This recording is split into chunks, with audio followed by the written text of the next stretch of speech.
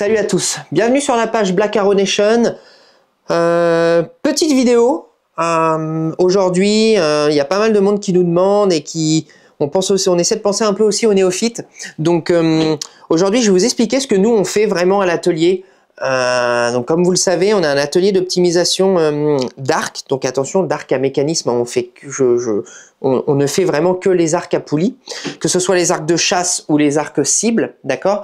Et en parallèle de ça, on fabrique aussi des flèches complètement sur mesure. Alors, pour ceux qui ne savent pas, l'optimisation, en fait, c'est tout simplement essayer de rendre le matériel le plus efficace possible. Hein. C'est pas plus compliqué que ça. À savoir que la plupart du temps, quand on achète un arc dans une archerie, le vendeur va faire une recherche de besoin qui va vous demander ce que vous voulez faire, c'est de la chasse, du tir, etc., etc. Il va vous montrer ce qu'il a éventuellement en stock. Vous allez pouvoir, dans les meilleures archeries, et éventuellement essayer, etc. Donc, il va vous faire tirer un petit peu. Ok, une fois que vous allez avoir choisi ce matériel, une fois que vous avez choisi votre châssis, etc., le technicien ou le vendeur va venir en fait monter les accessoires directement sur votre arc. Il va vous demander donc quelle est la puissance que vous voulez tirer et la longe. Ensuite, il va vous régler donc justement la longe, la puissance, et c'est à peu près tout. Vous allez avoir besoin de flèches. Il va forcément ou vous vendre des flèches ou vous les fabriquer. Enfin, il va vous les vendre quoi qu'il arrive, mais il va vous donner des flèches d'usine ou alors vous fabriquez des flèches. Et voilà. À savoir que à leur décharge, ils n'ont pas le temps de faire ce que nous on fait à l'atelier. C'est-à-dire qu'une optimisation complète, c'est vraiment, on va dire, un bon 6 heures de travail. Donc forcément, vous doutez bien que si à chaque fois que le technicien ou le vendeur à l'archerie, il passe 6 heures à laisser sortir un arc après une vente, forcément c'est très compliqué. C'est pour ça en fait que c'est vraiment un métier à part entière. Je vais prendre un exemple tout bête, je vais comparer avec l'automobile. Voilà, quand vous allez chez votre concessionnaire et que vous lui achetez une voiture, le but c'est qu'il ait plusieurs clients et qu'il vende plusieurs voitures par jour.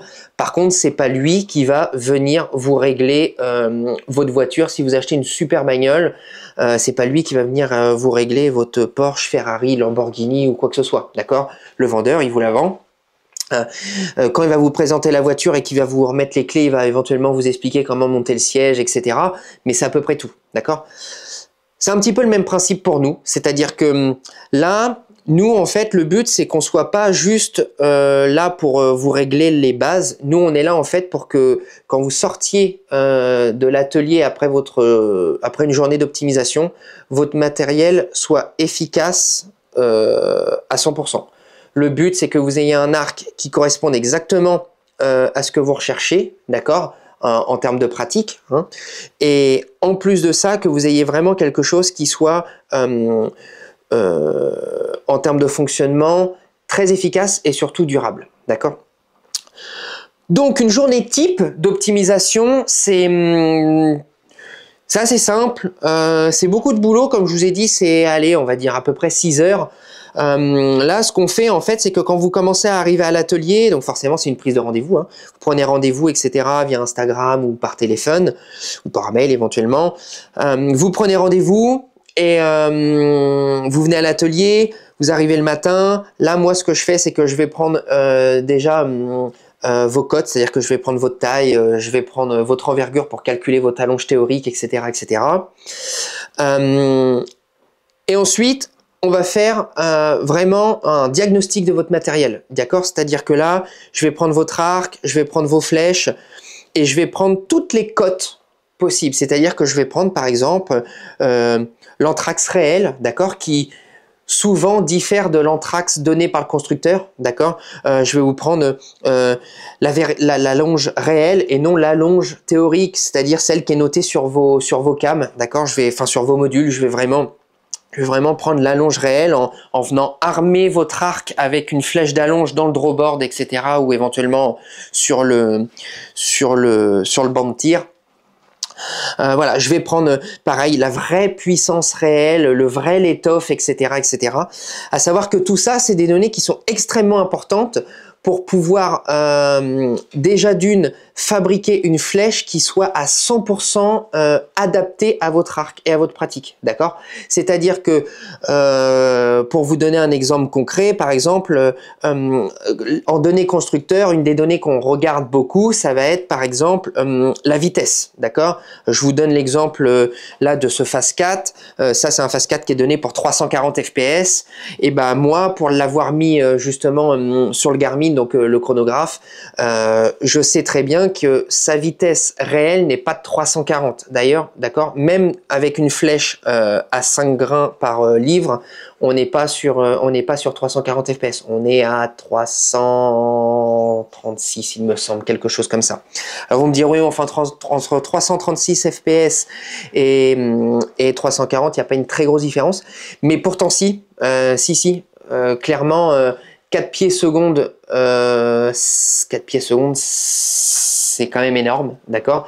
Donc ça veut dire qu'on a, voilà, ça va nous permettre de calculer vraiment exactement la bonne flèche qu'il va nous falloir. Donc si cette donnée-là, eh ben, on n'a pas une donnée réelle, mais qu'on a seulement une donnée constructeur qu'on ne peut pas vérifier, eh ben, c'est plein d'inconnus qu'on va admettre en fait dans la fabrication de nos flèches ou dans le réglage de notre arc. Donc nous, ça, on veut pas, c'est-à-dire que c'est pas qu'on fait pas confiance au constructeur, loin de là, mais c'est qu'on vérifie tout, ok? Surtout qu'en plus, on peut se rendre compte que là, cet arc-là est à 300. Alors je sais plus combien je vous ai dit, mais il me semble 336 fps en réel.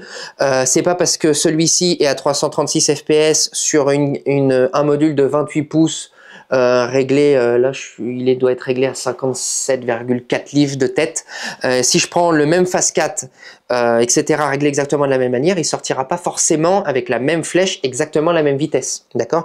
Parce que les branches sont pas, voilà, les branches, ça reste des matériaux qui sont, voilà, et c'est pas forcément, même si c'est fabriqué de la même manière, les matériaux étant pas issus de la même matière, hein, et ça se peut qu'il y ait des différences, d'accord? Donc c'est pour ça que nous, au début, on va vraiment faire une énorme prise de données réelles sur votre matériel, que ce soit votre arc ou vos flèches, d'accord? On va prendre, pareil, sur les flèches, la longueur des tubes, les poids exacts, etc., etc. Une fois qu'on va avoir fait ça, on va vraiment faire une recherche de besoin, c'est-à-dire qu'on va vraiment vous demander de façon très précise ce que vous allez vouloir faire avec votre arc. Est-ce que vous voulez chasser, est-ce que vous voulez tirer, est-ce que vous voulez tirer en cible, ou est-ce que vous voulez faire les deux? C'est-à-dire que par exemple, des fois, ça nous arrive d'avoir des clients, des archers qui veulent chasser et en même temps faire du tir 3D. Le problème, c'est que et chasser et faire du tir 3D, il va falloir régler son arc d'une certaine manière.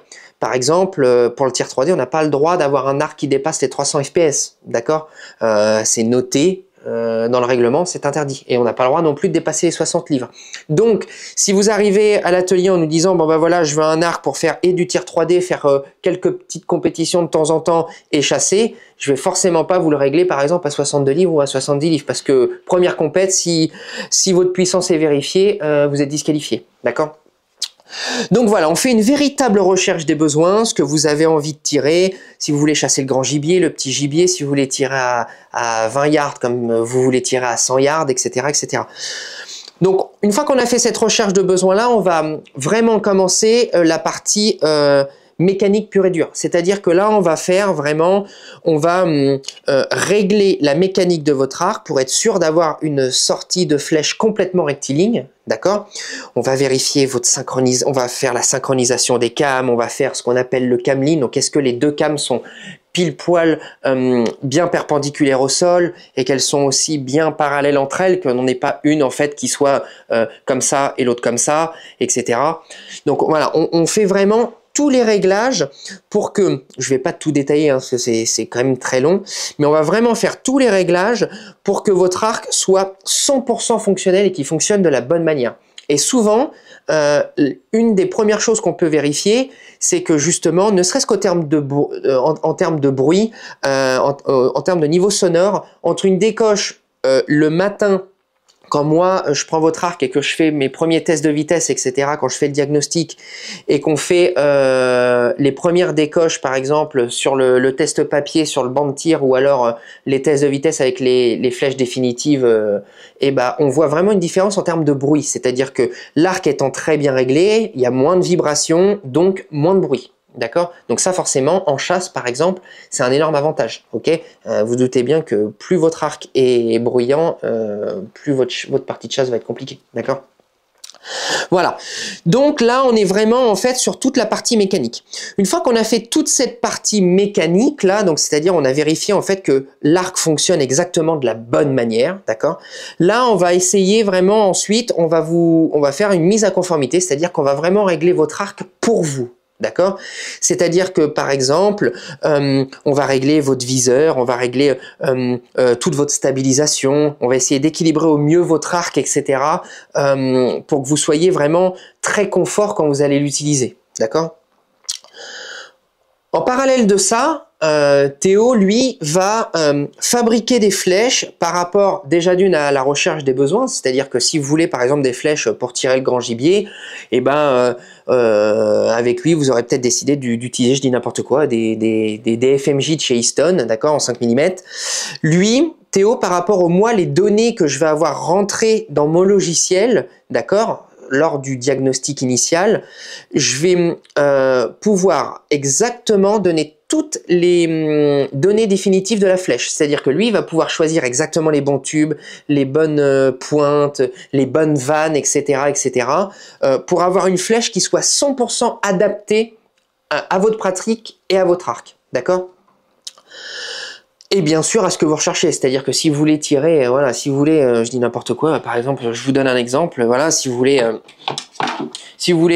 des FMJ comme ça avec un wrap rose et des vannes roses de chez AE, nous c'est des vannes qu'on utilise énormément, qu'on aime beaucoup, et nos clients aussi. Et ben voilà, si vous voulez des jaunes, enfin voilà, vous allez vraiment choisir tout ça avec Théo. Moi, je lui transmets en fait ce qu'il faut comme matériel en termes de spin, etc., de poids, etc. Et lui après de longueur. Et lui en fait après il fait la recherche des besoins vraiment de ce que vous voulez tirer comme flèche et après il fabrique. Ok. Ensuite, une fois que l'arc est réglé mécaniquement, qu'il est qu'il a été mis à conformité par rapport à votre morphologie et qu'on a fabriqué les flèches, on va faire vraiment on va dire un diagnostic de vérification, c'est-à-dire que je vais retirer quelques flèches avec le chronographe pour vérifier la sortie, je vais refaire un test papier pour vérifier vraiment que ma sortie de flèche est bien rectiligne, etc. Et une fois que tout est bon, là, je vais commencer à vous faire tirer, c'est-à-dire que on va aller sur le pas de tir, donc on va savoir que nous on a des grosses cibles, on a des cibles 3D, enfin voilà, on a des cibles spécifiques, par exemple si vous voulez tirer des lames de chasse, etc. Et une fois qu'on fait ça, une fois qu'on a ça, on va commencer à vous faire tirer justement pour être sûr que le matériel soit 100% adapté à ce que vous nous avez demandé, d'accord? Éventuellement, en termes de position, je vous donne 2-3 conseils, etc. pour vous aider. Et une fois que tout ça est bon, c'est-à-dire qu'on est sûr et certain que le matériel fonctionne bien et que vous êtes satisfait, là, j'en ai plus pour très longtemps, mais je prends l'arc, j'enlève le déloupe, donc le déloupe, hein, c'est cette petite boucle ici qui est très importante hein, pour venir directement accrocher votre décocheur. Là je vais enlever le déloupe provisoire, mettre votre déloupe définitif, etc., etc. Et une fois que ça c'est fait, on retourne sur le pas de tir et là on fera justement tout ce qui est réglage de viseur, d'accord, réglage de viseur. Pour pouvoir justement être sûr qu'une fois que vous sortiez de l'atelier, vous n'ayez plus rien à faire à la maison. Alors quand je dis réglage de viseur, forcément, si vous avez un gros vent de travers chez vous, il faudra quand même faire quelques clics à gauche ou à droite, hein, d'accord, au niveau de votre dérive.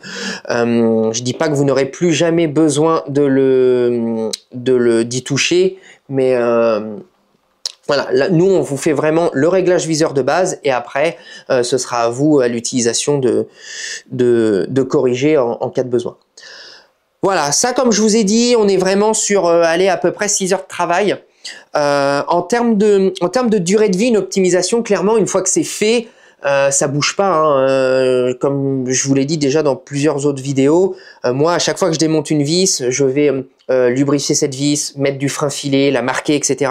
Donc ça fait que c'est des réglages qui sont, une fois que c'est fait, c'est vraiment une mécanique durable, d'accord. Ça permet d'avoir un arc, enfin voilà, un arc optimisé, clairement, à moins qu'il y ait un gros souci, c'est-à-dire vous pétez une corde, ou l'arc tombe, ou alors vous faites une décoche à vide, enfin voilà, ce genre de choses. Voilà, normalement, il n'y a aucun souci à avoir au niveau de la durée de vie de cette optimisation. Donc c'est pour ça que nous, de toute façon, si vous arrive quelque chose dans les 2 ans après l'optimisation, il n'y a pas de problème. Vous nous passez un coup de fil et puis on voit ce qu'on peut faire. S'il y a un petit réglage à vous refaire, on vous le refait, mais clairement, ça n'arrive quasiment jamais. Voilà. N'hésitez pas à prendre rendez-vous, à nous passer un petit coup de fil ou nous poser des questions, que ce soit sur YouTube, sur Instagram, etc. Tous les liens seront à la fin de la vidéo.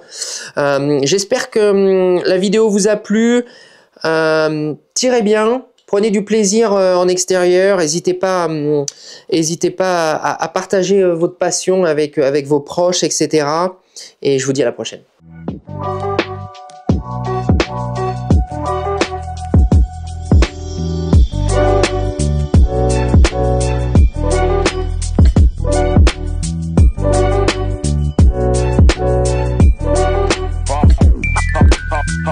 Pop.